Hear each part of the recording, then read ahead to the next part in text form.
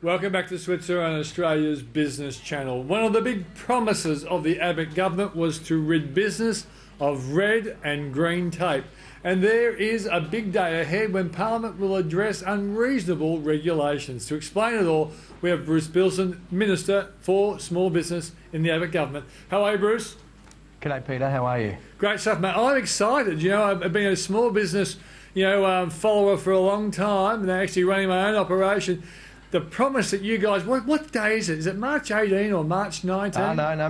March 19's repeal day, and you'll see, more than 8,000 regulations repealed on that day, Peter, and more than 100 pieces of legislation. That's a down payment, a start on our commitment to pull $1 billion of compliance costs out of the economy to take out that gumming up effect that excessive regulation has on enterprising Australians.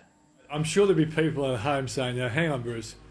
We've heard governments promise this red tape reduction thing, government after government, Liberal, Labor, the whole bit, they've all promised it. But you're talking 8,000. Where do these 8,000 come from?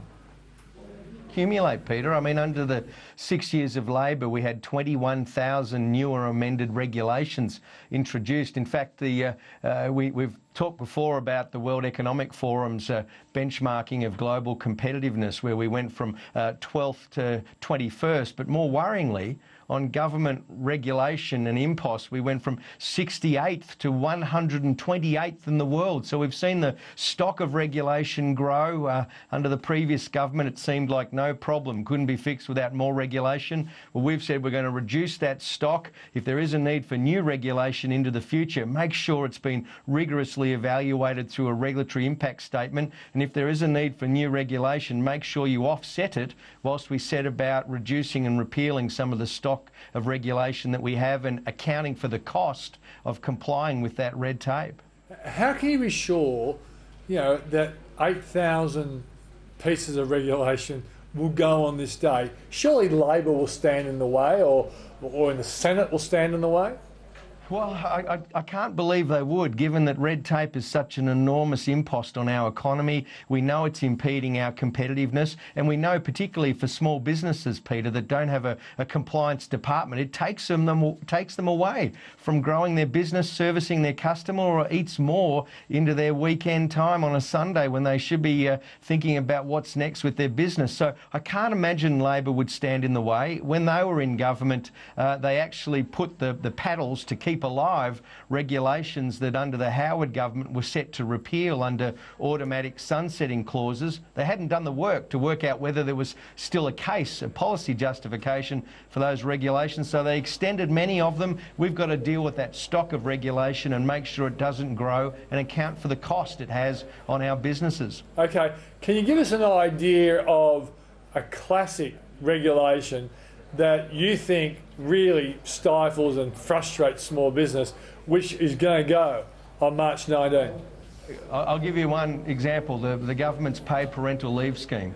For no good reason, no justification whatsoever, the previous Labor government insisted that a smaller employer be the pay clerk for its scheme. Now, you and I and others that have been in smaller businesses know that when there's one of your team is taking some maternity leave, that's quite an impact on the operations, quite a period of adjustment. But then impose this pay clerk burden. That's a $44 million cost on the economy, about $1,800 for the workplace that's involved, for no good public policy justification at all. Changing your payroll system, changing your accounting system, having a big fine hanging over your head if you don't do the right thing according to the government when you didn't need to be in that business to begin with. That's just one example, Peter, of the practical changes that we're instigating and pursuing through the Parliament. Okay, now what about green tape? That was another one of your promises, getting rid of green tape. What's going to be a big green tape reduction on that day? Well, we've started by having the Commonwealth approvals requirements embedded in a single process that the states can oversee.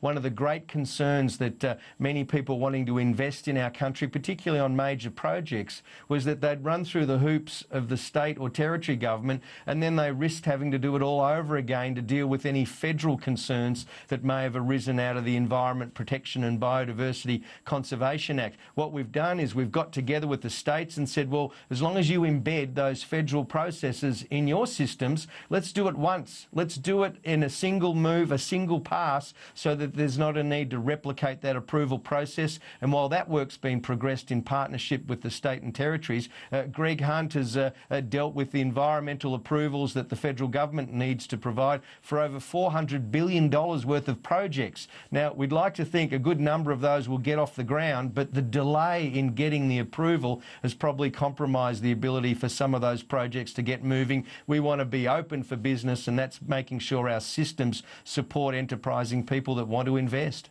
Okay, so what about you? You talked to me earlier before the show, beige tape. There's a new one. What's beige tape? It hasn't really taken off, Peter. It's a cunning plan that I've sort of put into people's heads. But we know what red tape is. It's those go or no-go approvals that you need. And we also know what green tape is about projects. But one of the things that keeps coming up with me are those reporting requirements, where a government agency requires you to send in reports that cost you money to prepare, take you away from your business, are quite an impost. You send those reports off to Canberra or wherever, and you don't see any real outcome from having put that effort in. You don't see any change to policy. It's just a tasking that's being imposed that has costs, but it's not clear what the upside is for the economy and for our nation. And that's another area that we've been focusing in on as well. Okay, so let's get this clear then. Imagine there's actually some regulation that you guys get rid of in the House of Reps.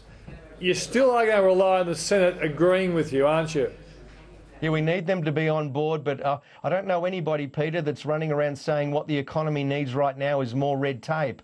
I haven't heard anybody saying that who's credible in this area. What we need to do is make enterprise and the environment within which people who are inclined to have a go, support them, give them that encouragement, remove needless obstacles or headwind that don't need to be there, like the carbon tax. It's not going to make people more inclined to invest or employ. It's a burden, an impost, and it lands no more heavily than it does on small business people. So we're trying to remove those headwinds, those obstacles, those impediments and burdens that serve no good purpose or overreach, go beyond what's reasonable to gum up the economy. We've got to lift that and turn around that appalling performance of government regulation that's been recognised internationally, and here is where our nation's dropped the ball, and we need to reactivate a disciplined approach to governance and not see more regulation as the solution to every problem that might arise. Hey Bruce, you're in a very difficult situation here because you are representing small business,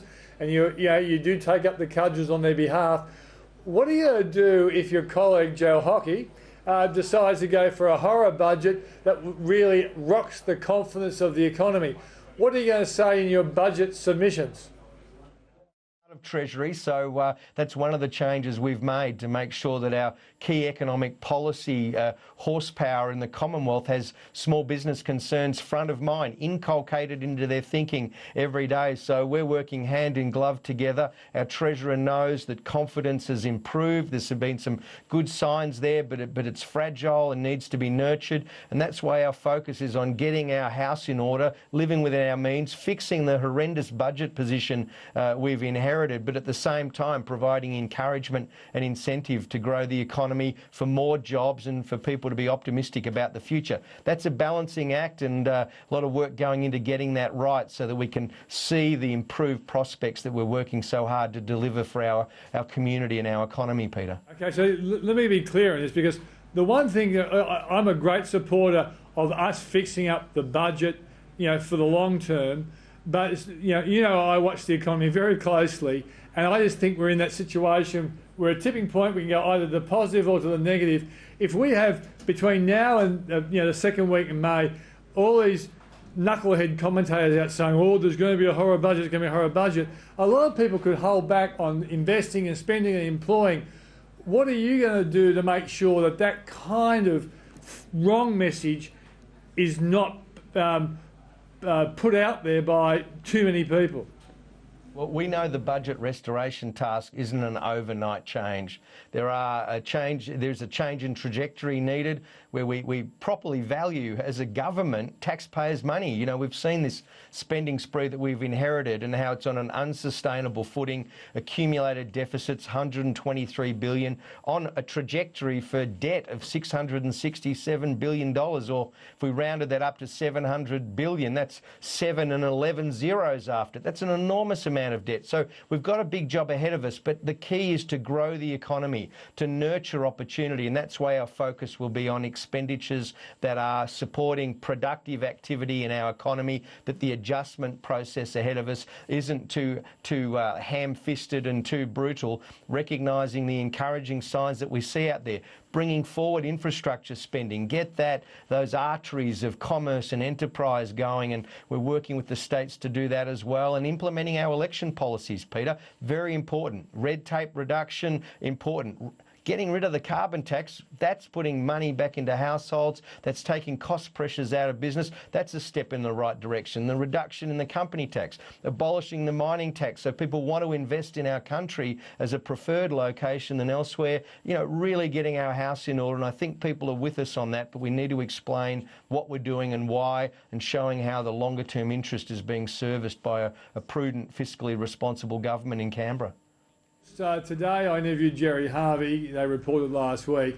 As you know, Gerry's got some very interesting and insightful observations on the Aussie economy, and they'll be played tomorrow night.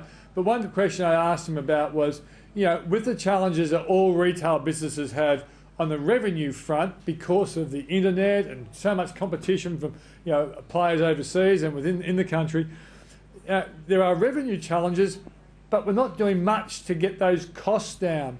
Now, a big issue that small business right around the country complains about is penalty rates. And I know when Gerry was on another Sky business program, he talked about how he has to pay $48 an hour for a dishwasher on a Sunday night in his resort in Byron Bay. What are we doing, or what are you going to try and do to try and get the union movement to talk sensibly around unreasonable penalty rates, which ultimately is not going to be good for jobs? Well, you wonder what else is needed to get that bell ringing in some people's heads that a job relies upon a viable business. So, I mean, that conversation's been happening. In the current law, there is machinery there where industry organisations and employers can say to the Commission, who adjudicates these things, that penalty rates are having X, Y and Z impact on their business. They can make the case that, you know, we believe penalty rates have their place, but there's a process through which people can argue at what rate they're calibrated, and that's something that the Commission has within its power to deal with now. And what I've been saying to people that raise these practical concerns, like Gerry's, that rate might see someone miss out on a shift or fewer people on the floor of a restaurant or something like that, to make that case to the Commission, because the machinery's there to deal with it. More broadly, we've indicated that there'll be a Productivity Commission review of the whole workplace regime to see whether it's meeting our national objectives of good jobs with good pay, but a strong, resilient economy where there are opportunities and employment prospects available, not just to those who have a job now, but to those that are looking for it. And in the small business space, 412,000 jobs were lost under the previous government in small business. Now, they might not have been front of mind because they might not have been part of a union picket line or a big media interest, but they've been sprinkled around our continent. And, you know, if we're going to get that employment growth going again, we need to make sure that recruitment is attractive for businesses big and small. And I think that's the conversation we seem to be in the middle of as a nation, where the tools are available with the current Commission in the current law to deal with them if they see those examples like Gerry's talking about. Bruce, thanks for joining us on the program. Good luck on March 19. We'll all be rooting for you, mate. Well, and I reckon if we don't do a good job, you'll be doing something else with me, but happy to be back anytime, Peter. Okay, mate. Thank you. Thank you. After the break, we'll be talking about a survey, a look into the real nature and profile of self-managed trustees.